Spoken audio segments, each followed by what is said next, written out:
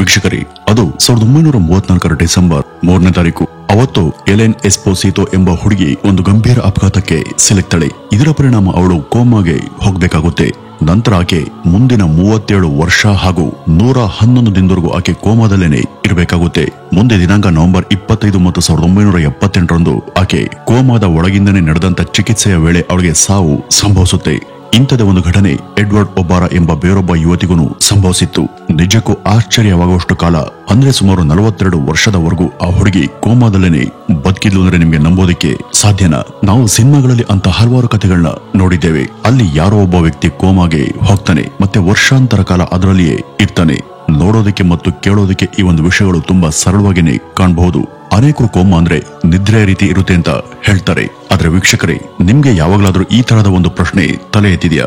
ಯಾರಾದ್ರೂ ಕೋಮಾಗೆ ಹೋದಾಗ ಅವ್ರಿಗೆ ಏನ್ ಅನ್ನಿಸ್ತಿರಬಹುದು, ಅವ್ರು ಏನನ್ನ ಯೋಚಿಸ್ತಿರಬಹುದು, ಅವ್ರಿಗೆ ಏನ್ ಕಾಣಿಸ್ತಿರಬಹುದು, ಅವರ ದೇಹದಲ್ಲಿ ಯಾವ ತರಹದ ಘಟನೆಗಳು ಆಗ್ತಿರಬಹುದು ಅಂತ ಈ ಸಿನಿಮಾಗಳಲ್ಲಿ ತೋರಿಸ್ತಂತೆ ಕುಟುಂಬದವರು ಕೋಮಾ ಪೇಷಂಟ್ ಮುಂದೆ ಎಮೋಷನಲ್ ಕಥೆಗಳನ್ನ ಹೇಳ್ತಾರೆ, ಅಳ್ತಾರೆ, ಮತ್ತೆ ಅವರ ನೆಚ್ಚಿನ ಮ್ಯೂಸಿಕ್ ಅನ್ನ ನುಡಿಸ್ತಾರೆ. ಅವ್ರಿಗೆ ಪ್ರಜ್ಞೆ ಬರ್ಲಿ ಅಂತ ಅವ್ರು ಇಷ್ಟೆಲ್ಲ ಮಾಡ್ತಾರೆ. ಆದ್ರೆ ಇದು ವಾಸ್ತವವಾಗಿ ಸಾಧ್ಯನಾ? ವೀಕ್ಷಕರೇ, ಕೋಮಾ ಅಂದ್ರೆ ಅದೊಂದು ಕಠಿಣ ವೈದ್ಯಕೀಯ ಸ್ಥಿತಿ. ಅದನ್ನ ಇವತ್ತಿನ ಆಧುನಿಕ ವಿಜ್ಞಾನದ ಸಹಾಯದಿಂದ ಕೂಡ ಸಂಪೂರ್ಣವಾಗಿ ಅರ್ಥ ಮಾಡ್ಕೊಳ್ಳೋದಕ್ಕೆ ಸಾಧ್ಯ ಆಗಿಲ್ಲ ಅಂದ್ರೆ ನಿಮ್ಗೆ ಇದು ಸೋಜಿಗ ಅಂತಾನು ಅನ್ನಿಸಬಹುದು. ಈ ಕೋಮಾ ಇತರ ಸಂಗತಿಗಳ ಹಾಗೆ ಒಂದು ಸರಳ ವಿಷಯ ಅಲ್ಲ. ಇದರಲ್ಲಿ ನಿಮ್ಗೆ ಗೊತ್ತಿಲ್ಲದ ಹಲವು ರೀತಿ ನೀತಿಗಳು ಇದ್ದಾವೆ. ಬನ್ನಿ ವೀಕ್ಷಕರೇ, ಇವತ್ತಿನ ಈ ಒಂದು ವಿಡಿಯೋದಲ್ಲಿ ನಾವು ಕೋಮಾ ಪೇಷಂಟ್ ನ ಮೆದುಳಿನ ಒಳಗೆ ಹೋಗೋಣ. ಅಂದ್ರೆ ಅವರು ಏನ್ ಅನುಭವಿಸ್ತಾರೆ, ಏನನ್ನು ಯೋಚಿಸ್ತಾರೆ, ಅವರ ದೇಹದಲ್ಲಿ ಏನ್ ನಡೆಯುತ್ತೆ ಎಂಬುದನ್ನು ನಾವು ತಿಳಿಯೋಣ.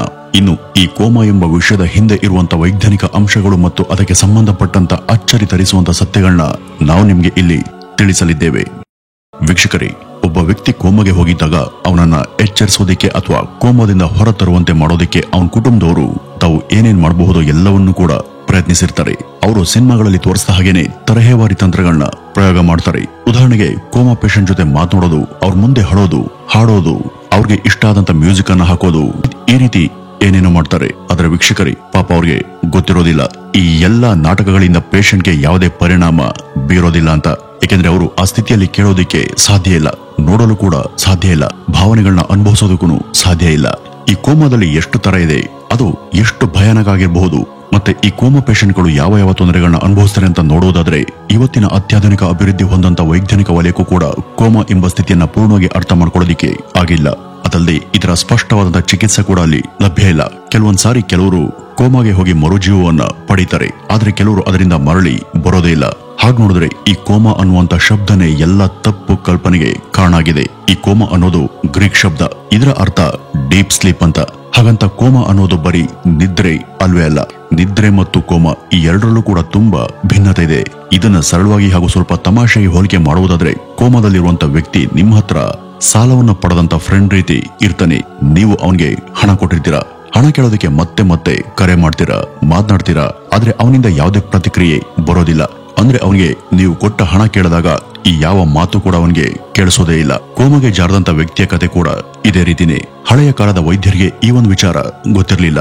ಅವರು ಕೋಮಾದ ರೋಗಿಗಳ ಮೇಲೆ ಶಾಕ್ ಟ್ರೀಟ್ಮೆಂಟ್ ಅನ್ನ ಪ್ರಯೋಗ ಮಾಡ್ತಿದ್ರು. ಪೇಷಂಟ್ ನ ಬಳಿ ಬೆಂಕಿಯನ್ನ ಇಡೋದು, ವಿದ್ಯುತ್ ಶಾಕ್ ಅನ್ನು ಕೊಡೋದು, ಈ ರೀತಿ ಇತ್ಯಾದಿ. ಇದಕ್ಕೆಲ್ಲ ಅವನು ಭಯಪಟ್ಟು ಎಚ್ಚರವಾಗ್ತಾನೆ ಅಂತ ಭಾವಿಸಿ ಅವರು ಈ ರೀತಿ ಎಲ್ಲ ಮಾಡ್ತಿದ್ರು ಅಷ್ಟೇ. ಆದ್ರೆ ಈ ಎಲ್ಲಾ ಪ್ರಯತ್ನಗಳು ಕೂಡ ಲಾಜಿಕಲಿ ಹಾಗೂ ವೈಜ್ಞಾನಿಕವಾಗಿಯೂ ಕೂಡ ವಿಫಲವಾಗಿದ್ವು. ಇದರಿಂದ ತಜ್ಞರಿಗೆ ಗೊತ್ತಾಗಿದ್ದು ಶಾಕ್ ಕೊಡೋದ್ರಿಂದ ಏನು ಕೂಡ ಫಲ ಸಿಗಲ್ಲ ಅಂತ. ಯಾಕೆಂದ್ರೆ ಅಲ್ಲಿ ಪೇಷಂಟ್ ಪೂರ್ಣವಾಗಿ ಅನ್ಕಾನ್ಶಿಯಸ್ ಆಗಿರ್ತಾನೆ. ಇದೇ ಕಾರಣಕ್ಕೆ ಈ ಬಗ್ಗೆ ಗೊತ್ತಿಲ್ಲದಂತ ವೈದ್ಯರು ಹಳೆಯ ಕಾಲದಲ್ಲಿ ಕೋಮಾ ಪೇಷಂಟ್ ಗಳ ಮೇಲೆ ಮಾಡಲಾದಂತ ಕೆಲವೊಂದು ಪ್ರಯೋಗಗಳು ಅವರ ಜೀವಕ್ಕೆ ಅವು ಅಪಾಯಕಾರಿಯಾಗಿ ಪರಿಣಮಿಸಿದ್ವು. ಇನ್ನು ಇವತ್ತಿನ ವೈದ್ಯರು ಇಂಥ ಅಪಾಯಕಾರಿ ಸ್ಟಂಟ್ಸ್ ಗಳನ್ನ ಮಾಡೋದಿಲ್ಲ. ಈಗ ನೀವು ಕೇಳಬಹುದು, ಈ ಕೋಮಾ ನಿದ್ರೆ ಆಗಲ್ಲ ನಿಜ, ಆದ್ರೆ ಕೆಲವರು 10 ದಿವಸದೊಳಗೆ ಹೊರಬರ್ತಾರೆ, ಇನ್ನು ಕೆಲವರು 40-50 ವರ್ಷ ಆದ್ರೂ ಕೂಡ ಕೋಮಾದಲ್ಲಿ ಉಳಿತಾರೆ. ಇದು ಹೇಗೆ ಸಾಧ್ಯ ಅಂತ. ಇದಕ್ಕೆ ಕಾರಣ ಕೋಮಾ ಅಂದ್ರೆ ಅದು ಕೇವಲ ಒಂದೇ ತಳಿಯಲ್ಲ, ಅದರಲ್ಲೂ ಹಲವಾರು ಪ್ರಕಾರಗಳಿವೆ. ಹಾಗೆ ಅನೇಕರು ಕೋಮಾಗೆ ಹೋಗೋದಕ್ಕೆ ಹಲವಾರು ಕಾರಣಗಳು ಕೂಡ ಇರ್ತವೆ.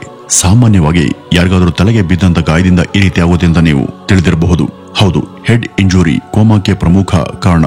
ಆದ್ರೆ ಅದು ಮಾತ್ರ ಅಲ್ಲ, brain tumour, diabetes, infection, drugs ಅಥವಾ ಆಲ್ಕೋಹಾಲ್ಗಳ ದುರುಪಯೋಗದಿಂದ ಕೂಡ ಕೋಮಾ ಸಂಭವಿಸಬಹುದು. ಇವುಗಳು ಮಾತ್ರವಲ್ಲದೆ ಕೆಲವೊಂದ್ಸಾರಿ ವೈದ್ಯರು ಮೆಡಿಕಲಿ ಇಂಡ್ಯೂಸ್ಡ್ ಕೋಮಾ ಎಂಬ ಸ್ಥಿತಿಗೆ ಪೇಷಂಟ್ ಅನ್ನ ಕೊಂಡೊಯ್ತಾರೆ. ಅಂದ್ರೆ ಉದ್ದೇಶ ಪೂರ್ವಕವಾಗಿ ಪೇಷಂಟ್ ಅನ್ನ ಕೋಮಾದಲ್ಲಿ ಇಡೋದು ಅಂತ ಅರ್ಥ. ಅದು ಆ ರೋಗಿಯ ಇಂಜುರಿ ಅಥವಾ ಅದರಿಂದ ಅವರ ದೇಹದಲ್ಲಿ ಆಗಬಹುದಂತ ಸ್ಪೆಲ್ಲಿಂಗ್ ನ ನಿಯಂತ್ರಣಕ್ಕೆ ಈ ರೀತಿ ಮಾಡ್ತಾರಷ್ಟೇ. ಕೋಮಾದಲ್ಲಿ ಒಟ್ಟು ಸ್ಥೂಲವಾಗಿ 4 ಸ್ಟೇಜ್ ಅಥವಾ 4 ಹಂತಗಳನ್ನ ಈಗ ವರ್ಗೀಕರಿಸಿದ್ದಾರೆ. ಅವುಗಳಲ್ಲಿ ಮೊದಲನೇದು ವೆಜಿಟೇಟಿವ್ ಸ್ಟೇಟ್. ಇಲ್ಲಿ ಪೇಷಂಟ್ ನಿದ್ದೆ ಮಾಡುವಂತೆ ಇರ್ತಾನೆ. ಇಲ್ಲಿ ಅವನ ಅಥವಾ ಅವಳ ದೇಹ ಚಟುವಟಿಕೆಗಳಾದಂತ ಉಸಿರಾಟ, ಹೃದಯದ ಬಡಿತ ಇವೆಲ್ಲವೂ ಕೂಡ ಸಹಜವಾಗಿಯೇ ನಡೀತವೆ. ಇಲ್ಲಿ ಅವನು ದೇಹವನ್ನ ಅಲುಗಾಡಿಸಬಹುದು ಅಥವಾ ಏನೇ ಮಾಡಬಹುದು, ಆದ್ರೆ ಎಚ್ಚರದಿಂದ ಮಾತ್ರ ಇರೋದಿಲ್ಲ. ಇನ್ನು ಎರಡನೆಯದು ಕ್ಯಾಟಾಟೋನಿಯಾ ಸ್ಟೇಟ್. ಇಲ್ಲಿ ಪೂರ್ಣ ಸ್ತಬ್ಧತೆ ಇರುತ್ತೆ, ಅಲುಗಾಟ ಇಲ್ಲ, ಯಾವುದೇ ಬಗೆಯ ಪ್ರತಿಕ್ರಿಯೆ ಇಲ್ಲ, ಶ್ವಾಸ ಹಾಗೂ ಹೃದಯ ಸ್ಪಂದನೆ ಇವೆಲ್ಲ ಕೂಡ ಇಲ್ಲಿ ಯಂತ್ರದ ಸಹಾಯದಿಂದನೇ ನಡೀತವೆ. ಮೆದುಳಿಗೆ ಹಾನಿಯಾಗಿಲ್ಲಂತ ಕಾರಣ ಆ ವ್ಯಕ್ತಿ ಮತ್ತೆ ಬದುಕಿ ಬರ್ತಾನೆ ಎಂಬ ಬಗ್ಗೆ ಸ್ವಲ್ಪ ನಿರೀಕ್ಷೆ ಇರುತ್ತೆ. ಇನ್ನು ಮೂರನೆಯದು ಬ್ರೈನ್ ಡೆಡ್ ಹಂತ. ಇಲ್ಲಿ ವ್ಯಕ್ತಿಯ ಮೆದುಳಿನ ಕ್ರಿಯೆಗಳು ಸಂಪೂರ್ಣವಾಗಿ ನಾಶ ಆಗಿರ್ತವೆ. ಪೇಷಂಟ್ ಜೀವಂತವಾಗಿ ಬದುಕಿ ಬರುವಂತ ಸಾಧ್ಯತೆ ಶೂನ್ಯ. ಈ ಒಂದು ಸ್ಥಿತಿಯಲ್ಲಿ ಹೃದಯ ಅಥವಾ ಉಸಿರಾಟ ಸ್ವಾಭಾವಿಕವಾಗಿ ಇರಬಹುದು, ಆದ್ರೆ ಅದು ಅವನ ಅಥವಾ ಅವಳ ಜೀವನದ ಕೊನೆಯ ಹಂತ ಅಂತಾನೆ ಹೇಳಬಹುದು. ಇನ್ನು ನಾಲ್ಕನೆಯದು ಲಾಕ್ಡ್ ಇನ್ ಸಿಂಡ್ರೋಮ್.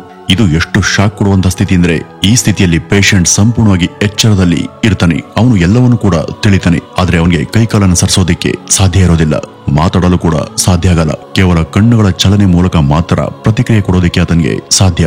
ಈ ಪೇಷಂಟ್ಗಳು ತಮ್ಮ ಅನಿಸಿಕೆ, ನೋವುಗಳು ಎಲ್ಲವನ್ನೂ ಕೂಡ ಅನುಭವಿಸ್ತಾರೆ, ಆದ್ರೆ ಅವರಿಂದ ಆ ಏನನ್ನು ಕೂಡ ತೋರಿಸೋದಿಕ್ಕೆ ಸಾಧ್ಯ ಇರೋದಿಲ್ಲ.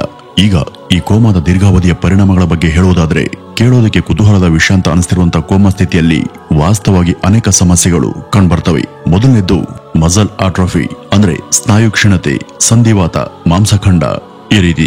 ಉದಾಹರಣೆಗೆ ನೀವು ಒಂದು 15 ದಿವಸ ಸೋಫಾದ ಮೇಲೆ ಉರುಳಿದ್ರೆ, ಅಂದ್ರೆ ಒಂದೇ ಕಡೆ ಸುಮ್ಮನೆ ಮಲಗಿದ್ರೆ ನಿಮ್ಮ ಕೈಕಾಲುಗಳು ದುರ್ಬಲ ಆಗ್ತವೆ. ಹಾಗಿದ್ದಾಗ ಯೋಚಿಸ್ ನೋಡಿ, ಯಾರೋ ಒಬ್ರು ವರ್ಷಗಳಿಂದನೂ ಕೂಡ ಹಾಸಿಗೆ ಮೇಲೆ ಇದ್ದಾರೆ ಅಂದ್ರೆ ಅವ್ರ ಸ್ಥಿತಿ ಇನ್ನು ಹೇಗಾಗಿರ್ಬೇಡ ಅಂತ. ಅದರಿಂದ ಅವರ ಮಸಲ್ ಸಂಪೂರ್ಣವಾಗಿ ದುರ್ಬಲ ಆಗಿರುತ್ತೆ. ಕೆಲವು ಕಾಲದಲ್ಲಿ ಅವರ ಮಸಲ್ಸ್ ಮೆಮೊರಿ ಕೂಡ ಕಳೆದು ಹೋಗುತ್ತೆ. ಇನ್ನು ಎರಡನೇದು ಬೆಡ್ ಸೋರ್ಸ್, ಅಂದ್ರೆ ಹಾಸಿಗೆಯ ಹುಣ್ಣುಗಳು.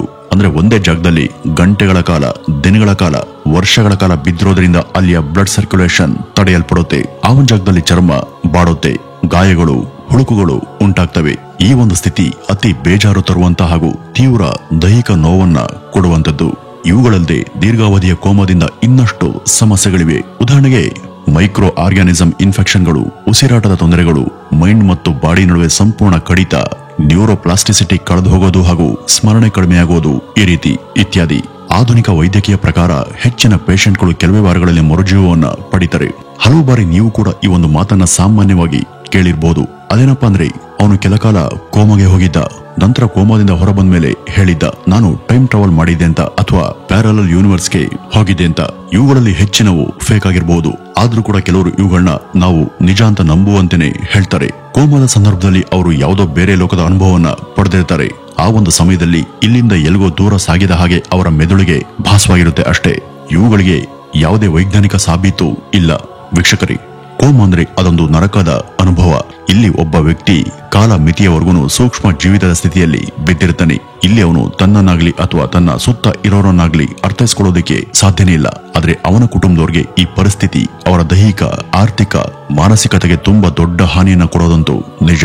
ಈ ಕೋಮಾ ಪೇಷಂಟ್ಗಳ ಸರ್ವೈವಲ್ ಪ್ರಮಾಣ 15% ಇದೆ. ಮತ್ತೆ ಯಾರೇ ಆಗ್ಲಿ ಹೆಚ್ಚುವರಿ ದಿನಗಳ ಸಮಯವನ್ನ ಕೋಮಾದಲ್ಲಿ ಕಳೆದಷ್ಟು ಅವರು ಮರು ಜೀವಂತ ಬರುವಂತ ಸಾಧ್ಯತೆ ಕಡಿಮೆ ಇರುತ್ತೆ. ಅದರಲ್ಲೂ ಕೂಡ ಕೆಲವೊಮ್ಮೆ ವೈದ್ಯರು ಕುಟುಂಬದವರಿಗೆ ಸಲಹೆಯನ್ನ ಕೊಡ್ತಾರೆ, ಅವರು ಮರಳಿ ಬರುವಂತ ಸಾಧ್ಯತೆ ಇಲ್ಲ. ಹೀಗಾಗಿ ನೀವು ಕೂಡ ಮೆರ್ಸಿ ಡೆತ್ ಬಗ್ಗೆ ಯೋಚಿಸಬಹುದು ಅಂತ. ಆದ್ರೆ ಹೆಚ್ಚಿನ ಕುಟುಂಬಗಳು ನಮ್ಮಲ್ಲಿ ಇದಕ್ಕೆ ಒಪ್ಪೋದಿಲ್ಲ. ಹಾಗೆ ನೋಡಿದ್ರೆ ನಮ್ಮಲ್ಲಿ ಈ ಮೆರ್ಸಿ ಡೆತ್ಗಳ ಕ್ರಮವನ್ನ ಬ್ಯಾನ್ ಮಾಡಲಾಗಿದೆ. ವೀಕ್ಷಕರೇ, ಈ ಒಂದು ವಿಡಿಯೋವನ್ನ ನೋಡಿದ ನಂತರ ನಿಮ್ಗೆ ಸ್ಪಷ್ಟವಾಗಿರ್ಬೋದು, ಕೋಮಾ ಅನ್ನೋದು ಸಿನಿಮಾದಲ್ಲಿ ತೋರಿಸ್ದಾಗಲ್ಲ, ಅದು ಸಿನಿಮಾ, ಡ್ರಾಮಾ ಮತ್ತೆ ಕತೆ ಕಾದಂಬರಿಗಳಲ್ಲಿ ತೋರಿಸೋದಕ್ಕಿಂತನೂ ಕೂಡ ಹೆಚ್ಚು ಭಯಾನಕವಾಗಿರುತ್ತೆ. ವೀಕ್ಷಕರೇ, ಇದಿಷ್ಟು ಇವತ್ತಿನ ಈ ಒಂದು ವಿಡಿಯೋದಲ್ಲಿ ನಾವು ನಿಮ್ಗೆ ಕೋಮಾ ಬಗ್ಗೆ ತಿಳಿಸಬಹುದಾದಂತಹ ಒಂದಷ್ಟು ವಿಸ್ತಾರವಾದಂತಹ ಮಾಹಿತಿ. ಇನ್ನು ಇದ್ರ ಬಗ್ಗೆ ನಿಮ್ಮ ಅನಿಸಿಕೆಯನ್ನ ಕಮೆಂಟ್ ನ ಮೂಲಕ ತಪ್ಪದೆ ತಿಳಿಸಿ ಅಂತ ಹೇಳ್ತಾ ಇವತ್ತಿನ ಈ ಒಂದು ವಿಡಿಯೋವನ್ನ ಇಲ್ಲಿಗೆ ಮುಗಿಸೋಣ. ನಮಸ್ಕಾರ.